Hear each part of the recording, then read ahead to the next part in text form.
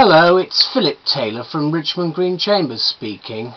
I'm looking at a book which is a very popular one from Kogan Page and the Sunday Times. It's this book here called Forming a Limited Company, a Practical Guide to Legal Requirements and Procedures.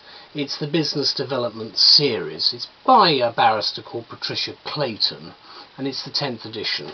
So what the book looks like, there's the front cover, and then you've got an awful lot of detail, but it's very easy to read. You've got quite useful forms and various other things throughout the whole of the book.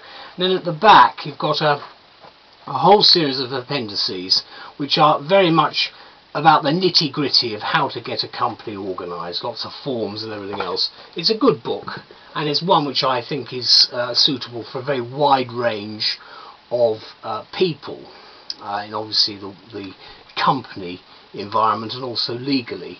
I've given it a review on Flickr and various other places, and the title of the review is Keeping the Right Company, with this excellent advice for an aspiring entrepreneur.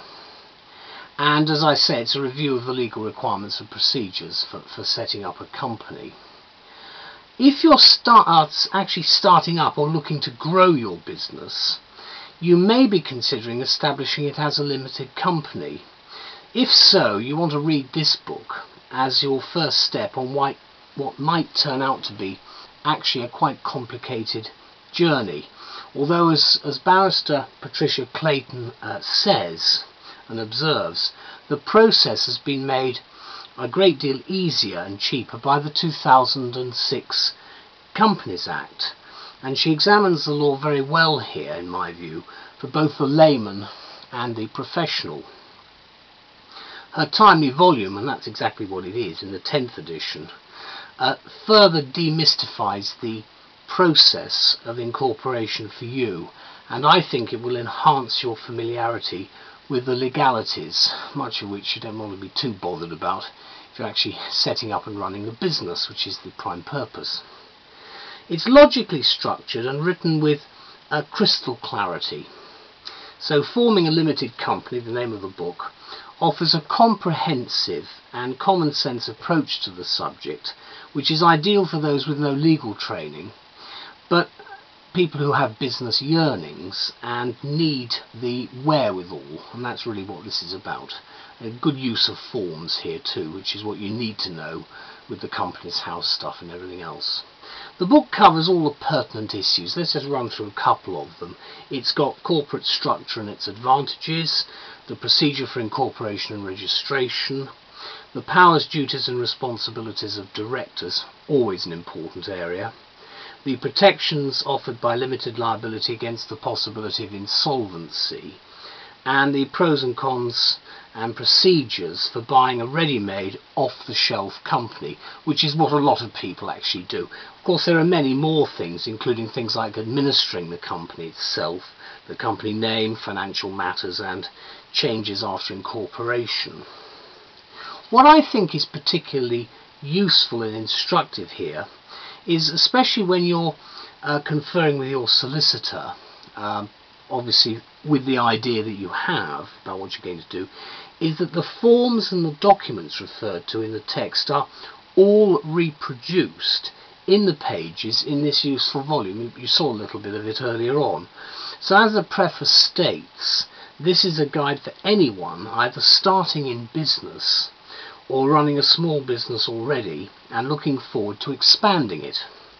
And that includes sole traders, obviously because only one person needs to have a company now with the changes. Also partnerships and cooperatives considering incorporation.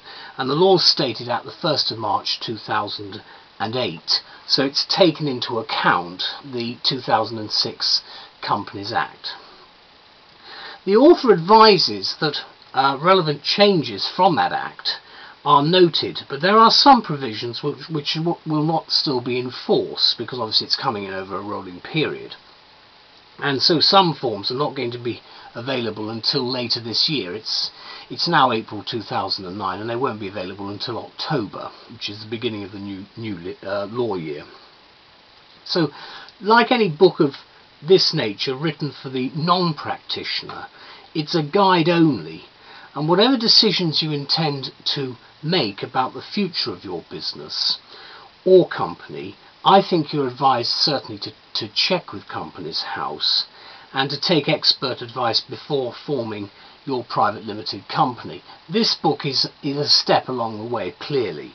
So you're keeping the right company, in my view, when you use this book, because it's now celebrating its 10th edition. It's an established work, and it remains as popular ever. So thank you very much, Sunday Times and Kogan Page, for an outstanding business development series here, and which, as the author says, of course, is not a blueprint for survival, but it helps.